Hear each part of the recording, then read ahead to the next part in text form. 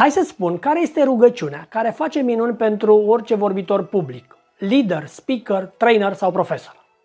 Celebrul speaker, care a scris și foarte multe cărți de leadership, John Maxwell, povestește că la începutul carierei sale, pe când era pastor, predicile sale erau cam plictisitoare, iar oamenii deconectați.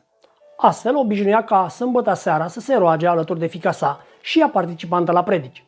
Astfel a auzit-o pe aceasta murmurând: Doamne, ajută-l pe tata să nu fie plictisitor mâine. Morala acestei povestiri este că dacă ești plictisitor în timpul unui discurs, sau unui curs, sau unui eveniment în care le vorbești oamenilor, aceștia devin neinteresați de ceea ce vrei să le transmiți. Și asta chiar dacă le spui cele mai interesante și valoroase lucruri. Dacă ești plictisitor, nu poți fi strălucitor. Așadar, dacă susții diferite discursuri, ești lider, trainer, profesor, îți recomand o rugăciune care face minuni. Iată: Doamne, ajută-mă să nu fiu plictisitor mâine la discurs.